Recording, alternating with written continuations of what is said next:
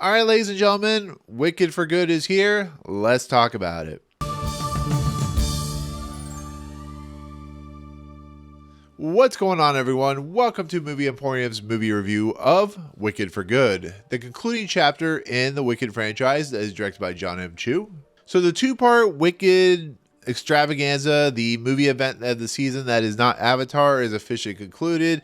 We are now officially done with the Wicked movie itself. And of course, it is a continuation of Ephraim, and of course, the situation of her being accused of being the Wicked Witch of the West, of manipulating Oz, of basically causing chaos. And it's a story about how, Ephraim becomes the Wicked Witch, kind of intertwines into the Wizard of Oz itself, the story. And then the kind of nature of how these two individuals, which include Glenda, the Ariana Grande character, how their love of each other, their friendship, kind of gets strained because of what Madame Morrible and of course the Wizard of Oz himself are doing by manipulating people, by imprisoning animals, by just creating a almost like totalitarian dictatorship in the land of Oz by manipulating people. And so it's the quest for Ephraim, or the Wicked Witch, to basically free Oz from the wizard himself, and then of course Madame Morrible. But because this is intertwined with the Wizard of Oz, there is stuff from that that L.M. Bomb story that kind of intertwines itself. So it's like almost watching it from like the background. So you see the Wizard of Oz characters, the Dorothy, the Lion, and so on and so forth,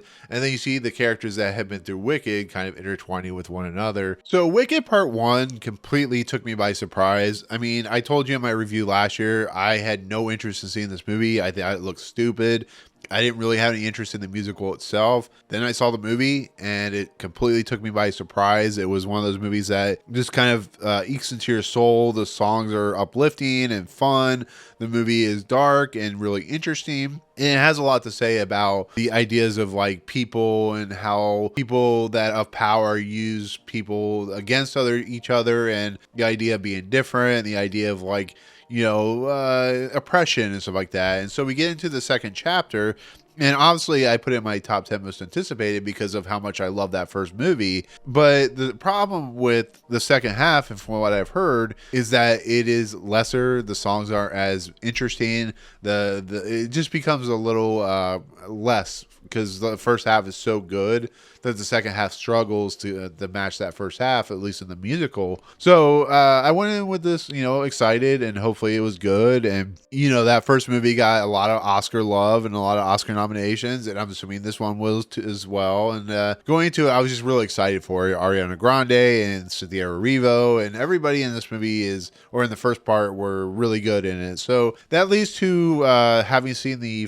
second part finally, and being able to release my review for it. And so what I will say for my honest review of the second part is definitely a struggle for a second part.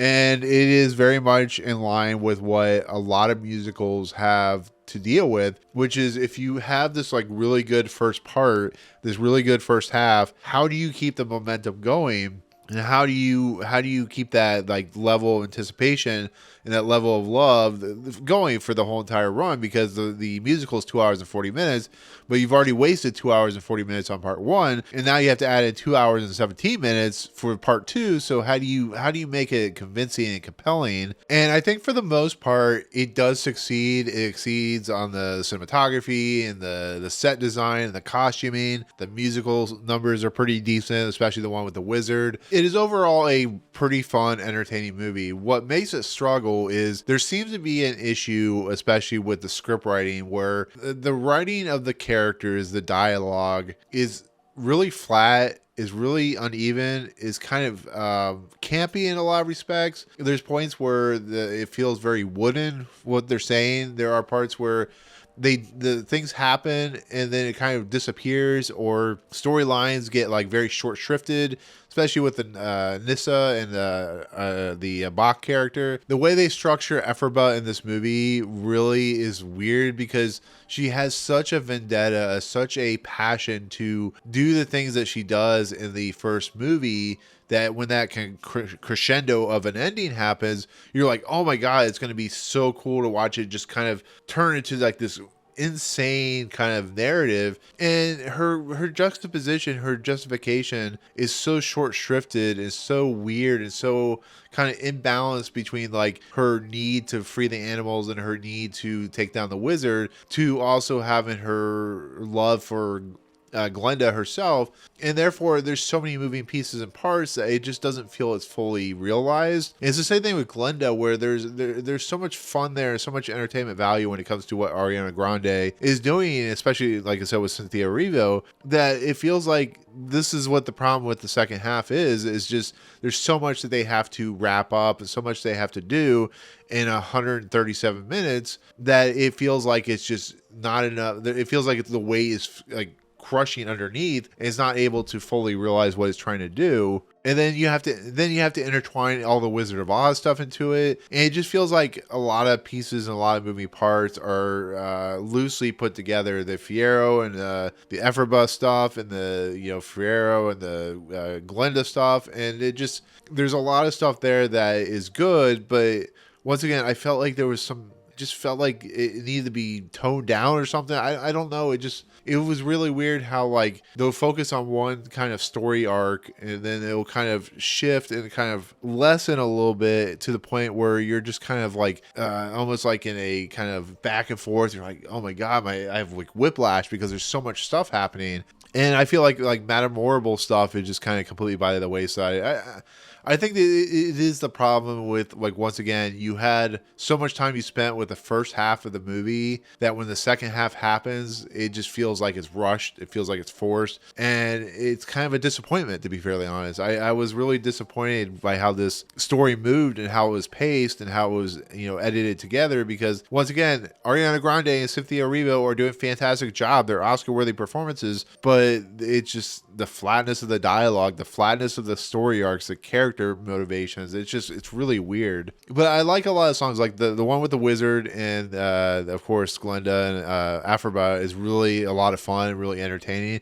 The other issue I have is I can guesstimate and I can pretty much feel like where the new songs are, and they really feel out of place. They really feel like they're not connected really well to the movie itself, and maybe it's just because they are trying to get the tone down and they don't have it. I don't know, but like I said, you could tell the new songs from the old songs and it just really shows. But the movie does head into a really interesting place when it gets into how the story arc of Ephraim and the story arc of Glenda kind of crescendo into the conclusion, because it is heartfelt. It does leave like a frog in your throat a little bit, or just kind of tears in your eyes, because it is two characters that have this like unique love, and it really feels like it works as it concludes. And I thought the ending was it was really good, but I don't know, there's just some weirdness. Like I said, cinematography is great. I think all the set pieces when it comes to like the world itself has always been good. I mean, especially if you watch the first one, you'll definitely love the second one. And maybe I'll be the outlier and just kind of feeling like this movie was a little bit short shrifted when it comes to its storytelling elements. It was really weird. I was having a really weird experience watching it, and